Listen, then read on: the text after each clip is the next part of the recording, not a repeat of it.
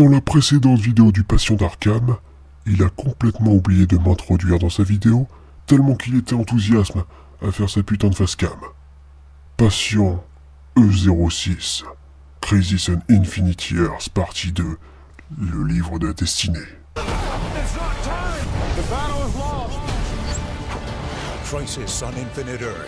Salut, détenus d'Arkham, j'espère en tout cas que vous allez bien, moi ça va très bien, parce qu'on se retrouve aujourd'hui pour la deuxième critique de Crisis on Infinity Earths, l'épisode 9 de la saison 1 de Batwoman, qui s'intitule le livre de la destinée. Voilà, un livre de la destinée qui sera possédé d'ailleurs par Lex Luthor dans cet épisode. Que vous dire? Déjà, c'est tellement mieux que le premier épisode, enfin, en termes de ce qui va se passer, et puis même en termes de caméos, parce que les caméos vont être juste fous dans cet épisode. C'est vrai qu'on a 3 caméos, mais qui sont juste dingues, et on va en parler tout de suite. D'abord, pour mettre les choses dans le contexte, on commence avec le Monitor, qui va nous ramener Lex Luthor. Enfin, le Lex Luthor qu'on a vu dans Supergirl, je crois qu'il était mort, alors je vous avoue que c'est vrai que je n'ai pas revu la série Supergirl, et ça fait un moment, ça fait 6 ans, 5-6 ans que j'avais pas vu, que j'ai pas revu la saison. Je me rappelle vaguement de ce qui s'est passé, mais c'est vrai que Lex Luthor devait être mort, on l'a ramené. Voilà, on l'a ramené à vie parce qu'on a besoin de lui pour sauver le monde. Et d'ailleurs avec le livre de la destinée, un livre qui peut absolument tout changer scénaristiquement, donc sur le papier c'est plutôt intéressant de ce qu'on peut en faire, et d'ailleurs on va l'utiliser dans cet épisode. Et on a aussi... Enfin, je vais revenir plus tard, mais on va essayer de ressusciter aussi Arrow. Enfin, Arrow, Oliver Queen. Voilà. C'est quelque chose qui, je trouve, va passer un peu plus en dessous, on va dire, secondaire par rapport... Parce que c'est vrai qu'on a quand même le retour de perso, et même des moments où tu dis, voilà ce qui s'est passé dans cet univers-là, c'est du what if. C'est du what if. Et franchement, ça a bien marché. Déjà pour le début, il faut savoir que dans cet épisode, le Monitor va dire à nos personnages, l'équipe qu'on suivait dans le premier épisode, qu'il va falloir chercher des paragons. Ouais, des paragones. Je crois qu'on dit paragone plutôt, paragon, enfin bref. Et chaque paragon en fait correspond à par exemple l'espoir, on a peut-être la vengeance, je sais plus, et voilà. Chaque personnage correspond à chaque identité, enfin chaque entité, on va dire, qu'on a besoin pour sauver le multivers. On va avoir Supergirl, on va avoir Batwoman, on va y revenir après. Ils cherchent un homme d'acier. Déjà pour commencer, des hommes d'acier, il y en a 50 000 dans le multivers, c'est clair. Le Superman Henry Cavill, par exemple, ne vous inquiétez pas, il n'est pas présent dans le crossover, c'est vrai que ça aurait pu, mais des Superman, il y en a plein. Déjà, on va aller sur Terre 75, on va retrouver ça. Un Superman mort. Alors, c'est vrai que quand tu vois le costume, il fait penser un peu au costume le costume de Superman et Lois, la série, évidemment. Je ne suis pas sûr que ce soit totalement le même. Voilà, je sais plus sur quelle Terre se passe Superman et Lois, je sais plus s'il le précise. Mais voilà, on voit une Lois Lane complètement en pleurs, avec un fond vert magnifique derrière. Parce que c'est vrai que le fond vert, putain, qu'est-ce qu'il est beau. Mais le fait de se dire voilà, que Lex Luthor, parce que c'est marqué, a tué Superman, dans sa dimension, il a réussi, c'est génial. Donc ce ne sera pas dans cette terre qu'on va trouver le paragone qu'on a besoin. Et c'est vrai que ça c'est quelque chose que j'ai adoré, c'est le fait qu'on explore le multivers. Et on l'explore bien quand même, on l'explore pas mal, parce qu'on va arriver à ça. Terre 99. On est sur on va dire du Batman dans le futur. Ouais, c'est un peu le Batman futuriste, d'ailleurs ils voulaient faire ça un peu avec le Batman de Michael Keaton, s'ils avaient continué le cycle Santé d'Univers. Et qui on a? Voilà, donc on a Batwoman ainsi que Supergirl qui vont aller sur Terre 99 pour trouver, parce qu'ils ont besoin d'un Batman. Alors je sais plus à quoi il correspond, c'est peut-être la vengeance, enfin je me rappelle vaguement, parce que je pense à la vengeance parce que c'est Batman. Et là, Kevin Conroy. Pour ceux qui ne connaîtraient pas Kevin Conroy, c'est un mec qui a doublé, voilà, parce que je vais pas au passé, étant donné que Malheureusement, il nous a quittés, ouais, Kevin Conroy, qui a dernièrement doublé le Batman dans Suicide Squad, le jeu. Ouais, je crois que c'était son dernier doublage d'ailleurs. Et Kevin Conroy. Ah, Kevin Conroy qui a déjà interprété Batman en doublage plein de fois dans la saga d'animation. Et le voir, on le voit en live action, c'est un Batman. Mais un Batman qui est vieux, un Batman avec un exosquelette. Pourquoi il est en exosquelette? Parce qu'il va nous dire froidement, qu'il a tué Superman. On est dans un univers où le gars n'a pas déconné. Il est passé de l'autre côté. Et il a tué, je crois, le Joker. Enfin, il garde des trophées dans sa vitrine. Donc je te dis à quel point c'est glauque cet univers. Mais Kevin Conroy, l'acting. Oh, il est monstrueux, le gars. Il est dingue. Vraiment, j'ai adoré la scène. Alors c'est vrai que voilà, on est sur du caméo. Mais ça dure bien longtemps et on sent la tension. De se dire, mais qu'est-ce qui s'est passé dans cet univers? Voilà, avec un Kevin Conroy, mais qui est juste fou. Luke Fox, qui est présent. Alors Luke Fox, c'est un personnage qu'on a, c'est le fils de Lucius, qu'on a déjà dans Batwoman. Alfred, je crois, est mort.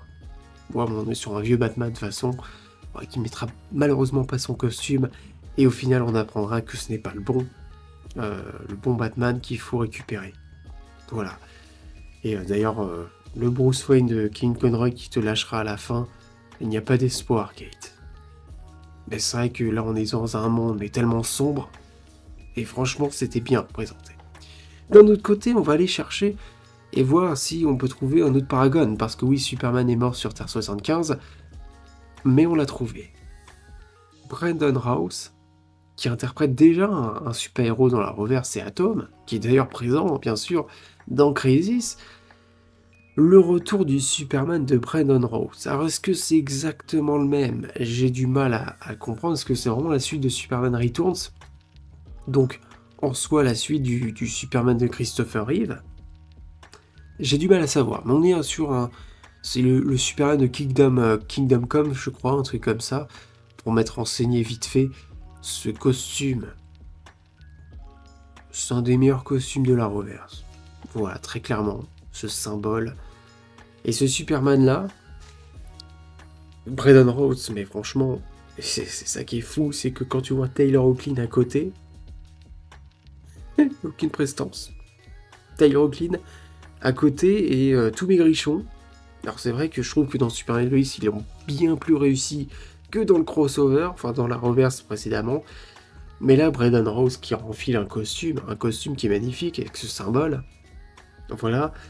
On va avoir un combat Superman contre Superman, et ce Superman-là va te dire, parce qu'on se trouve au Daily Planet, et putain, c'est vrai que ça fait plaisir de voir Brandon Routh en Superman. Alors je t'avoue que j'ai un vague souvenir de Superman Returns, mais je crois que le film m'avait pas trop marqué que ça. Je pense que je le reverrai, je vous en parlerai. Mais le revoir, par contre, là, c'est un Superman un peu plus vieux, et ça, c'est un réel plaisir, vraiment. Par contre, pareil que l'univers qu'on a avec le Batman de Kevin Conroy, on a le Daily Planet. D'ailleurs, il y a un... Je vais peut-être vous décaler l'image pour que vous voyez un peu ce qu'il y a à côté. On a un magazine, enfin un magazine, qu'est-ce que je raconte? Une du journal Le Daily Planet, c'est pas un simple magazine. Comment j'insulte le Daily Planet, c'est dingue. Le Planet a été attaqué. Et on a sur les murs plein de noms. Lois Lane, Perry White. Ils sont tous morts. Tout le monde est mort. Et on nous dit que en fait c'est quelqu'un qui vient de Gotham qui a tout gazé dans le Daily Planet. Donc j'imagine, je pense, que c'est le Joker. Parce qu'il ne mentionne pas. Même j'ai essayé de voir la couverture, alors soit je vois rien, c'est vrai que c'est écrit en anglais, mais je crois que c'est le Joker. Avec du gaz hilarant, sûrement il a tué tout le monde. Le gars voulait s'imposer, le gars voulait montrer qu'il était là, et le Joker il aime bien être sous la lumière des projecteurs, et apparemment il arrive au Daily Planet, il a tué tout le monde. C'est sombre, vraiment. Voilà, quand tu as le Superman de Brandon Routh qui te raconte ça, et que tu vois tous les noms au mur, je me suis dit mais c'est fou. Et après on aura un petit combat. Voilà, un petit combat entre le Superman de Taylor Hoechlin et le Superman de Brandon Routh, parce qu'il faut savoir que c'est Lex Luthor qui est en train de faire affronter les deux Superman. Voilà, Lex Luthor évidemment, c'est l'ennemi principal de Superman, et d'ailleurs, avant ça, Lex Luthor, où il s'est trouvé? il s'est trouvé dans cette dimension. Retour du Clark Kent de Smallville, interprété par Tom Welling. Quel plaisir! Voilà, Smallville, c'est une série que j'avais regardée étant enfant, des épisodes, on va dire, à la volée, quand ça passait sur M6 à l'époque où il y avait 6 chaînes de télé. Et le revoir, il a bien sûr plus vieilli, il a bien pris en âge, évidemment, beaucoup plus vieilli, cette scène, et on reverra en plus sa Lois Lane à lui, donc ça c'est encore mieux. C'est génial, vraiment, c'est génial de revoir le Superman de Tom Welling. Ah oui, dommage, parce que c'est vrai qu'on le sous-exploite, parce que oui, on aurait aimé le voir en costume, quand tu te rappelles évidemment de la fin de Smallville, où Clark arrive sur le toit et qu'il ouvre son chemisier, et puis là tu vois le logo de Superman, mais rien de plus. Tu te dis que là, on aurait pu peut-être avoir le Superman de Tom Welling. Alors, ce n'est pas un paragon non plus, parce que le paragon, c'est le Superman de Brandon Routh. Je suis bien heureux d'ailleurs que quand même il y a un des paragons, que ça fait... Enfin, c'est les personnages qu'on va chercher dans le multivers, parce que c'est vrai qu'on pourrait se dire que les paragons, en fait, ils sont déjà présents, parce que oui, il y a Batwoman qui est un paragon, Supergirl, c'est un paragon, Arrow, c'en est peut-être un, Flash... je sais pas encore. Il y en a, je sais pas encore. Je sais que Ryan Choi va arriver plus tard. Mais je me dis que si on a eu le Superman de Tom Welling, ça aurait été fou. Après, voilà Lex Luthor qui se ramène et qui va nous dire je suis Lex Luthor, tu me reconnais pas. On connaît Lex Luthor de Smallville, qui est, je pense, un des meilleurs Lex Luthor qu'on ait eu. Enfin, moi, en tout cas, j'en fais partie. C'est vrai que c'est pas compliqué, parce que bon... Mais le Lex Luthor de Supergirl n'est pas désagréable. Je trouve qu'il manque un peu de prestance, un peu de charisme, mais je trouve que l'acteur il remplit bien le rôle quand même. Voilà, au niveau de ses intentions, enfin ce qu'il fait un peu dans l'univers, c'est plutôt pas mal. Après, j'ai hâte de voir le Lex Luthor de Super Lois, que je n'ai toujours pas vu. Voilà l'acteur qu'on a qui jouait Abraham dans The Walking Dead, bien sûr. Mais voilà, qu'est-ce qu'il va nous dire le Clark de Tom Welling? Il va nous dire qu'il a abandonné ses pouvoirs. La kryptonite ne lui fait plus rien, donc c'est vrai que c'est un peu tourné à l'humour, fait où il prend la kryptonite et tiens, j'en ai absolument rien à foutre, je t'emmerde, ou Lex Luthor, je t'emmerde, j'en ai rien à foutre de ta gueule. Et c'est vrai que voir la prestance de Tom Welling face au Lex Luthor de Supergirl, je trouve que le gars il l'enterre 1000 fois, quoi. Il l'enterre 1000 fois. Mais c'est vrai dommage qu'on n'ait pas le retour du Lex Luthor de Smallville. Après, bon, on peut pas tout faire, mais c'est vrai qu'avec le multivers, il serait capable de absolument tout faire. Mais ça aurait été dingue si le Lex Luthor de Supergirl aurait décidé, par exemple, de faire revenir tous les Lex Luthor qu'on a vus. Ça serait quelque chose d'assez amusant. Ensuite, on aura le Arrow, bien sûr, qu'on va ressusciter. Et ça, c'est quelque chose en fait qui va passer, on va dire, secondaire, tellement ce qu'on va voir en termes de caméo et le fait qu'on recherche les paragons, ça c'est l'intrigue la plus intéressante et ça va passer un peu plus secondaire, le fait qu'on veut réanimer Arrow, et d'ailleurs il y a John Constantine qui est là, parce que John, c'est un de mes personnages préférés de la Reverse, moi je le trouve génial, c'est vrai que Matt Ryan est superbe dans le rôle, et ça va passer un peu plus secondaire. Alors, on aura la suite, évidemment, mais ce côté, aller chercher des paragons, ce côté retour, mais des caméos, mais Kevin Conroy, comment c'est possible, et voilà, Brandon Routh dans le rôle de Superman, ainsi que le retour de Tom Welling, après Smallville, et c'est le retour de Smallville, hein, c'est Smallville, c'est la terre de Smallville, où on a le retour en plus de la musique, voilà les petites BO années 2000, années série 2000 que je trouve vraiment sympa à réécouter. Voilà, c'est vraiment du plaisir monumental cet épisode. Voilà, mais c'est te dire en fait ce qui peut être possible avec le multivers et te dire ce qui est arrivé dans leur univers à eux, s'ils avaient adapté ce genre de choses, si on avait vu ce genre de choses, ça aurait été fou. Voilà, genre le Joker qui débarque au Daily Planet pour tuer tout le monde. Ouais, ils ont osé faire des choses plutôt pas mal avec le multivers et je trouve qu'ils l'utilisent vraiment plutôt bien. Ce n'est pas le tout parce que, évidemment, dans la suite, on aura aussi l'apparition de personnages assez improbables. Voilà. Mais on y reviendra évidemment dans la suite quand ça sera au tour de parler donc des prochains épisodes. Il nous en reste 3. Voilà. J'espère en tout cas que cette vidéo vous a plu. N'hésitez pas à me dire dans les commentaires ce que vous avez pensé de cet épisode-là. Voilà, un épisode que j'ai vraiment beaucoup aimé. Contrairement au premier, c'est peut-être qu'il y a l'aspect évidemment fanservice et avec les caméos. Mais le seul défaut que je remarquerais, c'est vraiment que l'intrigue sur, enfin le côté on va ressusciter Arrow, en fait on n'a plus grand chose à foutre. Tellement que le côté on va sauver, enfin on va trouver des Paragons, ça c'est quelque chose qui est tellement excitant que en fait on oublie complètement l'intrigue. Voilà. Et d'ailleurs je l'ai pas dit mais à la fin, ouais c'est ça que l'image que je cherchais, Harbinger, donc Layla va croiser donc l'anti-monitor.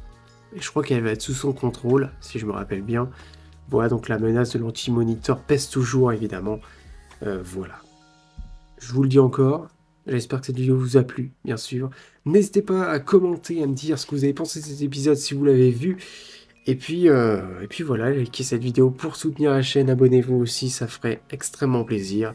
Et puis moi je vous souhaite la bienvenue à l'Asile d'Arkham. Allez, salut!